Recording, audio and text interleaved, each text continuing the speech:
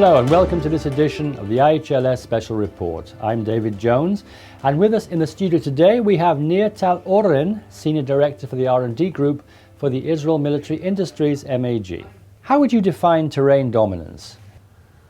For lack of a better term, terrain dominance is what people are using today, but there are many other terms used like WAS, WAPS, persistent surveillance. I am not sure if there is a clear definition of terrain dominance, because dominance is either coming from genetics, like a dominating gene, or from 50 Shades of Grey, in a domination of other sorts. Actually, what we mean by saying terrain dominance is the ability to take a very large area, talking about 100, maybe a dozen or 100 of kilometers by same distance, and be able to know everything that's happening within that area. This means that every hostile activity, which can be appearance of a target, motion of a target, the shape of the target as it appears,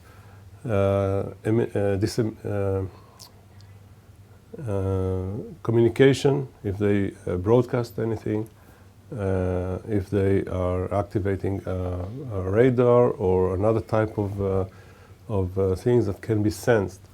This means that we will be able to know what they're doing, where they are, and then be able to track them, which means not only to see them at a certain instant, but also in a persistent way. The situation with the evolving requirements of the modern battlefield, since we're talking about adversaries who have modern capabilities, they know that sensors are looking for them. They find very innovative ways to hide themselves, either underground or on the ground, but in a dense population or in a noisy area where it's difficult to locate. So we have to find our ways to deal with their behavior and means. They have defined different ways of hiding themselves, and we need to find them, track them, and if needed, intercept.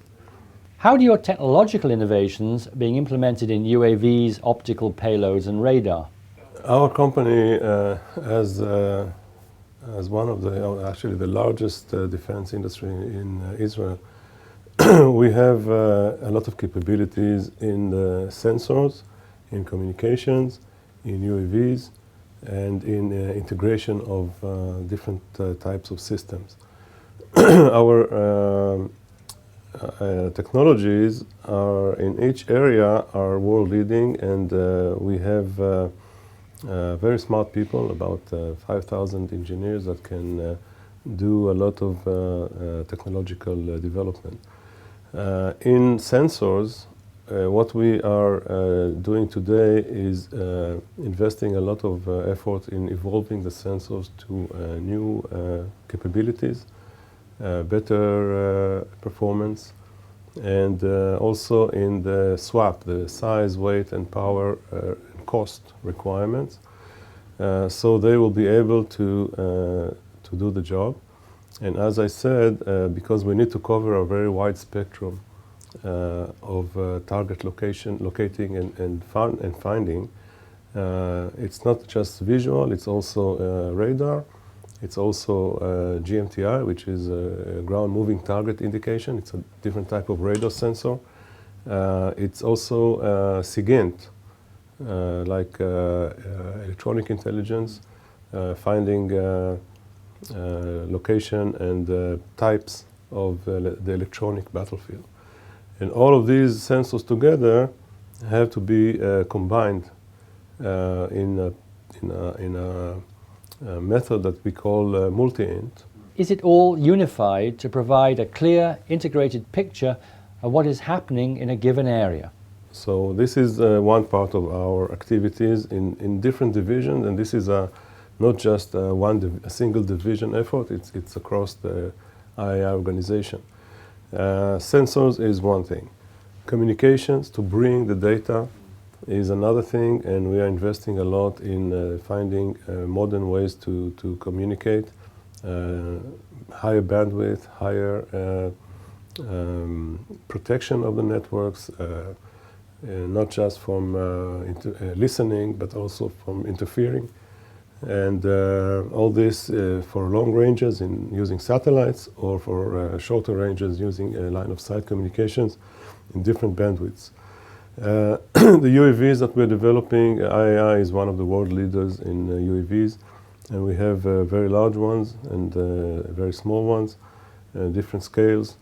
The larger ones that are operational today are they weigh 5 tons. They can carry 1 ton of payload, so they can do a lot of things, including onboard processing of the sensor data. The smaller ones, the Herons, which are very popular in the world, they can carry over 250 kilograms of payload, and they can carry multiple sensors and a lot of processing power. And on the ground systems, we also invest a lot in developing the concept of operation, the operational functionality that is needed in order to control such a wide area with a small crew. And this is a big challenge. You will not be able to have so many eyes as the sensor bring to you. So we need to find ways to do it like event-driven and focused functionality that allows the operator to know what's going on and have a clear situational awareness for the level of targeting. Because some of these potential targets are very hard to find, and when they appear, you may want to intercept them.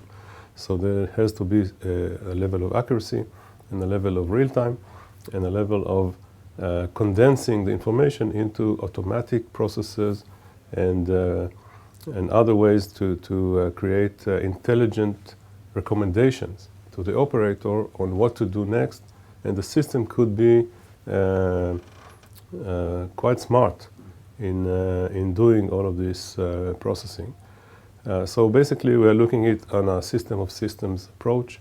It's a wide challenge with multidisciplinary branches. And in IAI, we created multiple teams that can work in sync in order to develop the sensors, the payloads, the communications, the processing, and the ground segment as needed to be able to integrate a system of systems solution. Thank you for joining us.